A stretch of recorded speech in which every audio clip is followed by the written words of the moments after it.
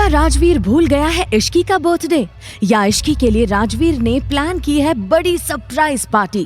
क्या तारा बुआ इश्की के बर्थडे पर चलेगी कोई बड़ी चाल जो राजवीर और इश्की के बीच ले आएगी दरार? रात के करीब 11:45 हो रहे थे।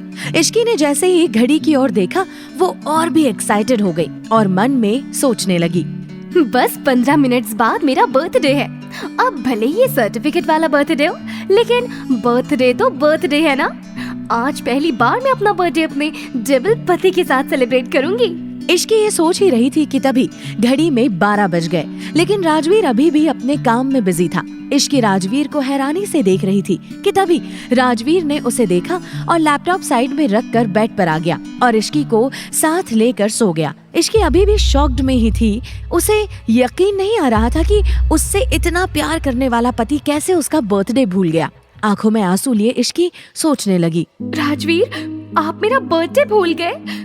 ये कैसे हो सकता है?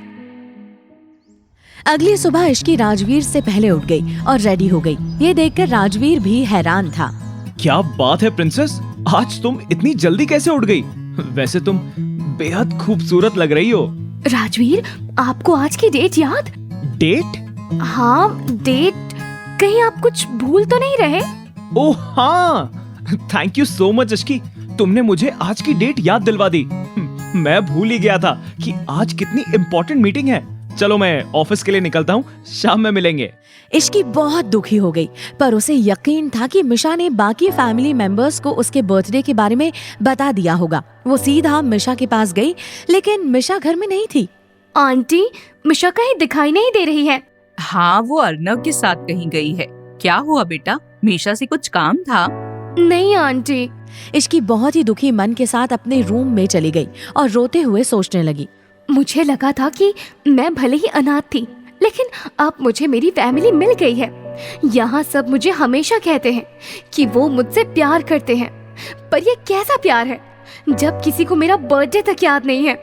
इश्की आज पूरा दिन रूम से बाहर नहीं आई, ना ही उसने कुछ खाया। उसने गुस्से में अपनी ड्रेस भी चेंज कर ली और नाइट ड्रेस पहन ली। ऐसा कभी नहीं हुआ कि मैंने रोते हुए अपना बर्थडे मनाया हो। मैं खुद ही जाकर सबको अपना बर्थडे बता देती हूँ। इश्की जैसे अपने रूम से बाहर आई, उसने देखा कि हर जगह सिर्फ और सिर्फ अंधेरा है। हेलो, कोई है घर में? Komal aunty? Surprise! Surprise! Happy birthday to you! जैसे ही लाइट्स ऑन हुई, इश्की शॉक्ड हो गई और उसकी हैरानी की वजह थी घर की डरावनी डेकोरेशन। इश्की के बर्थडे पर फूलों से नहीं बल्कि चुड़ैल और भूतों की पिक्चर्स के साथ डेकोरेशन की गई थी। ये सब? राजवीर एक कोने में खड़ा था। वो वहाँ से इश्की के करीब आया और बोला, हैप्पी बर्थडे। आपको मेरा बर्थडे याद था? क्या इस सब में आप भी शामिल हैं? जवाब दीजिए राजवीर।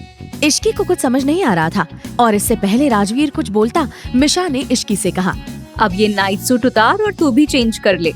इश्की ने जैसे ही अपनी ड्रेस की ओर देखा, उसके पांव तले जमीन खिसक गई। इसी बीच अर्नव ने कोमल से पूछा, तुम इतनी उदास क्यों हो? मैं बस मीशा की इस झूठी मुस्कान को देखकर दुखी हूँ। वो आज भी उस हादसे को भूल नहीं पाई।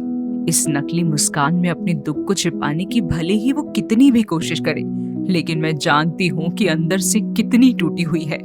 कोमल अर्नव से ये बात कर ही रही थी, लेकिन उसे अंदाजा भी नहीं था कि तारा बुआ ये सब सुन रही है। वहीं ये सब बात सुनकर तारा बुआ सोचने लगी, आखिर ऐसा क्या है जो ये मिशा इतनी दुखी है?